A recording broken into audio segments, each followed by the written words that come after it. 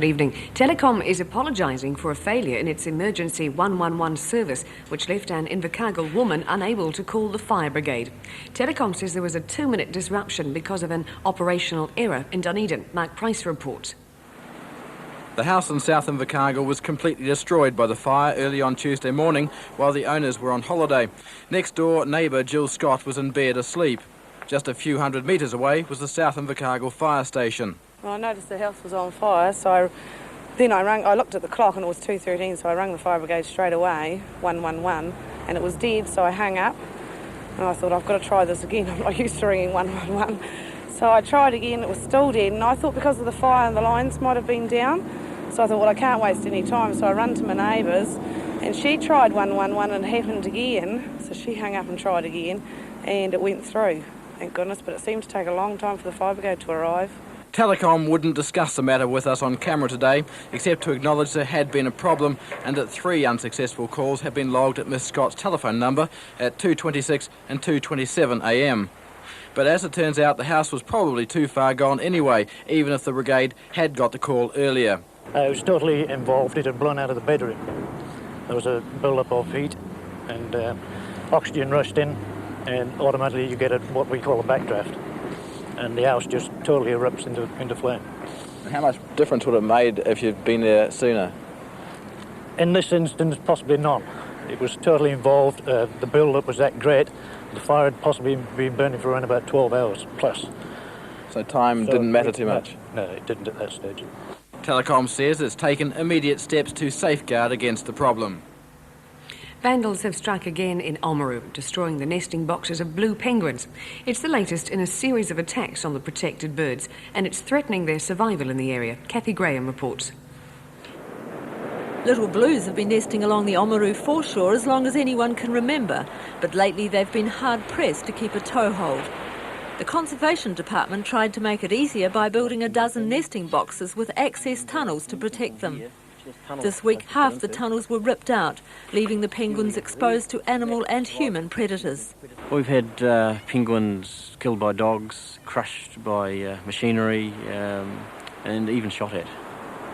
So is this just another sorry chapter? It is. Yeah. Who's doing it? Don't know. Local hoons is the best guess. The Conservation Department can impose fines, but catching the vandals is not easy.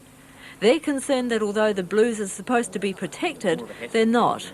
They will survive here in small numbers, but they won't prosper. And in the whole South Island mainland, they have really been hammered over the years through basically habitat destruction, and that's what's happening here. With the birds at sea most of the day, it's hard to know if they'll return to these nests or when the vandals will strike again. More industrial trouble may be on the horizon at Alliance Meatworks.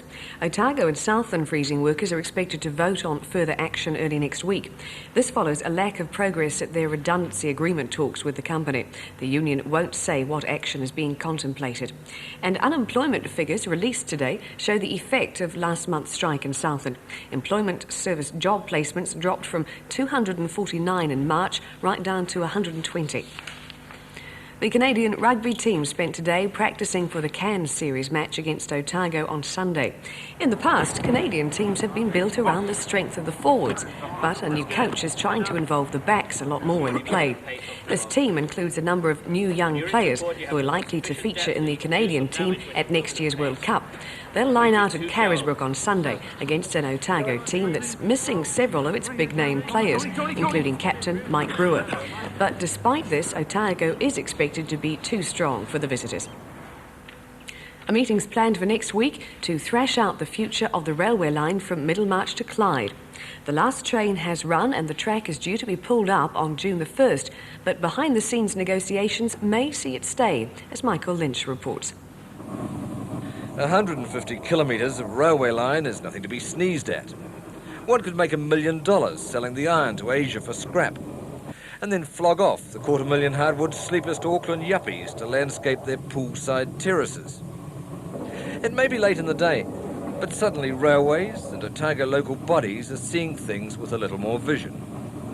They're scheduled to meet next week to talk over a railway's proposal to lease them the land the line's on for a peppercorn rental. There may even be an option there for the rails to stay down and railways to have the right to use it again. The important thing is the talk's continuing, say the people in the middle. And the plans are being reshuffled too for the other big railway's gift horse, the historic Dunedin station.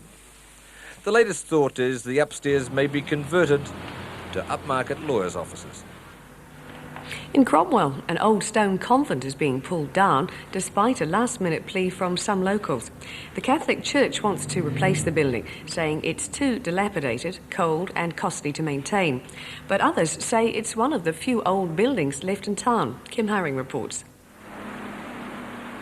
A team of contractors moved in this morning and removed some roofing iron from the old stone building, but they weren't able to finish the job before a stay was put on the demolition. The Conservation Department called on Catholic Bishop Leonard Boyle not to pull the convent down. But after some discussion within the church, it was decided to continue, partly because of a howling nor'wester that was making the remaining roofing iron dangerous. The convent house is thought to be more than 100 years old and stands near other old buildings. The church says it will attempt to keep the character of the area by reusing the stones taken from this building to partly clad a replacement hall. But this building should be demolished by the end of next week. Now, that wouldn't go down well with a man who's been talking about old and new buildings in Dunedin today. Frederick Hundertwasser is an Austrian architect here as part of the 1990 Living Treasure project, and he has little good to say about most of the country's modern buildings. He gave Dunedin's architects a good talking to this afternoon, telling them not to be cowardly about refusing to design ugly structures. This is the sort of thing he was talking about. It's an apartment building he designed in Vienna, and it sums up his 3 laws of architecture: abolish the straight line, give everything horizontal back to nature, and create an environment people can live in. Unfortunately, he says those laws do not yet apply to many modern buildings. All these high-rise buildings where you cannot open the window and which can be used as gas chambers immediately, you see, just feeding gas into air conditioning system and so on. All buildings where people are piled up in like in prison cells. I mean, you see them all the way around. They're so predominant and everywhere prevailing. So prevailing that we don't see them anymore. What sort of harm do you think that kind of architecture does to people? Oh, they get robbed of their individuality. They get robbed of their deep-rooted feelings and their dreams. You see, everybody is a dreamer.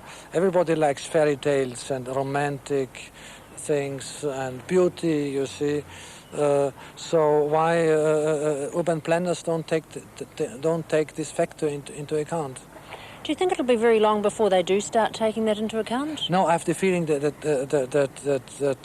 things will happen quickly, just as quickly as in Eastern Europe or in the worldwide, where dictatorship is crumbling down.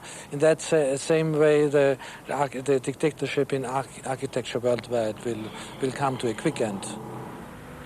And that's the programme for this week. Have a very pleasant weekend. We'll leave you tonight in Dunedin. We have 19 degrees here at the moment, quite a warm one. We'll be back on Monday. Good night.